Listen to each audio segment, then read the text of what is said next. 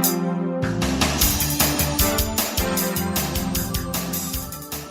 this is Dave Kahle. Welcome to our Practical Wisdom series of podcasts where we try to provide wisdom and resources and focus on helping sales professionals and business executives sell better, lead better, and live better.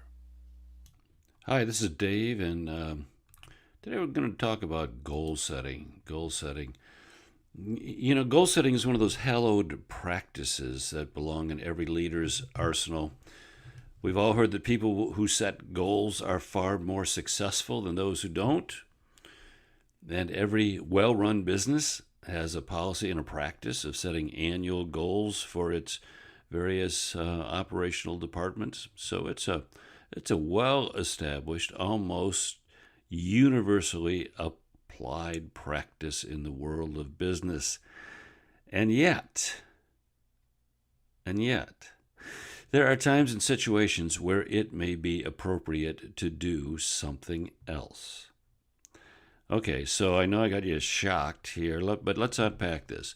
The practice of goal setting involves a couple of separate yet related processes.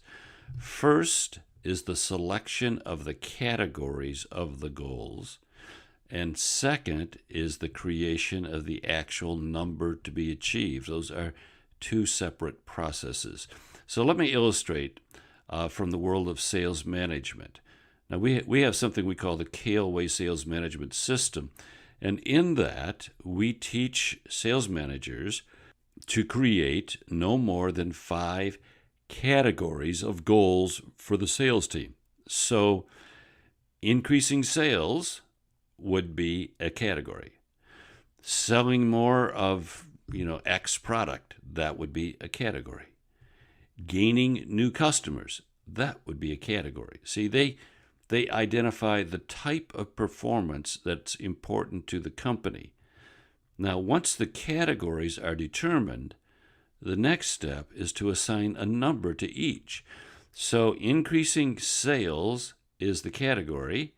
Increase sales by $100,000 now adds the quantifiable component. Selling more of X product is the category. Selling 20% more of X product is the quantifiable goal. Gaining new customers is the category. Gaining 10 new customers would be the quantifiable goal. Now, all these are steps toward the final, very specifically delineated, measurable goal for the year. Now, of those two separate and distinct steps, the first has more power to transform and focus the company than the second. In the first step, the executives of the team leaders are challenged to identify, in our example, the 5 most important things the company can accomplish in the coming year. Now, this is really often very difficult and torturous work that forces the executive or the leadership team to confront several critically important issues. For example, a company mission or vision statement can light the path ahead and put borders around the possibilities. If your mission statement says that you're going to be the largest supplier to gas stations, for example, then you could not create a category that says increase sales to restaurants. See, it just doesn't fit the mission statement. So it's helpful to have a vision or mission statement.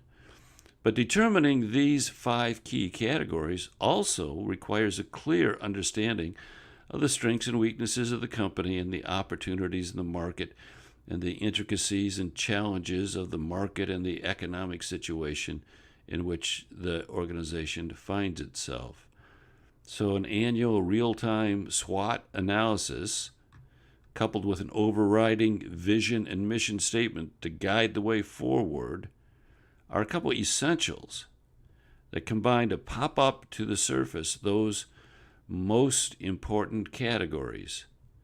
And believe me, it's torturous, critical work because it forces the leadership to sift through all the possible good things to do and instead to determine the 5 best things. In other words, They have to identify and then legislate, quote, what to focus on first. In our economic environment, potential opportunities and things to do continually confront us like a swarm of gnats in the middle of a field.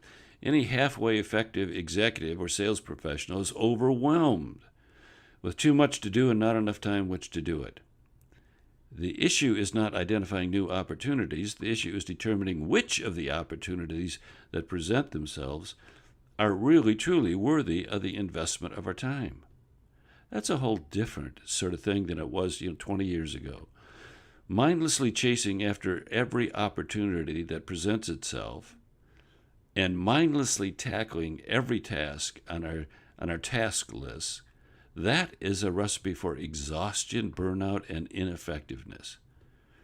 The effective executive, the effective sales professional in today's world understands the need for a set of guidelines to keep him and the company on the path to effectiveness and success.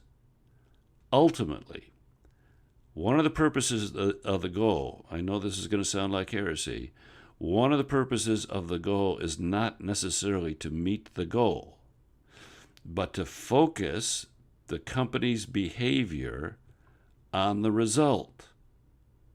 Focus is the word.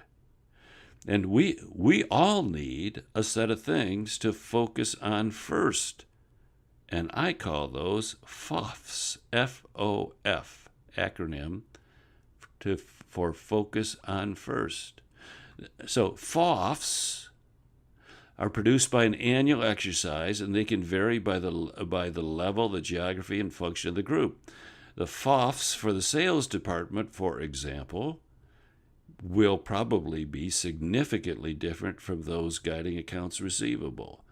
The FOFs for one branch may differ from that of another branch. Regardless, the function of the FOF, focus on first, is to provide guidance to each individual in the organization in making daily, maybe even hourly, decisions on how to invest his or her time.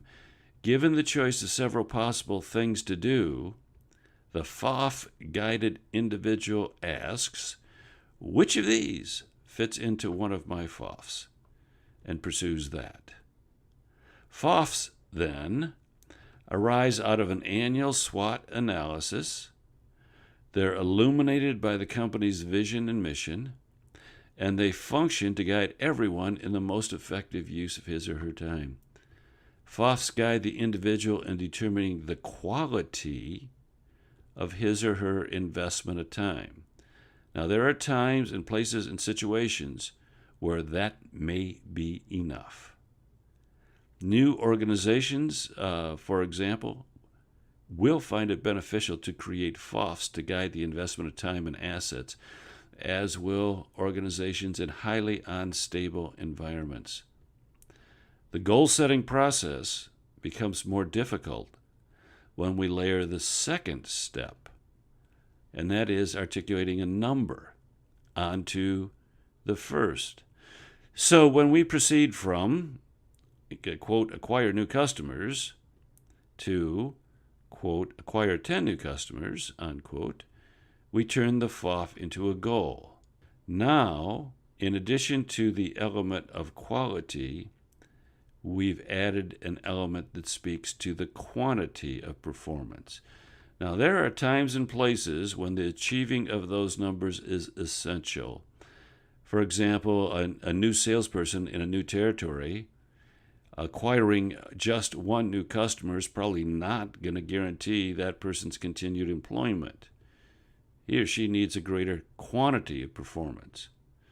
Now, where there are loan payments to be made, commitments to vendors to keep gross profit that must be achieved to keep the business viable, for example, that attainment of certain minimum numbers is absolutely essential. The difficulty is that while FOFs arise out of strategic planning and time management planning on the part of the company, the numeric element of goal setting rarely does. Rather, it often proceeds from a whole set of other variables.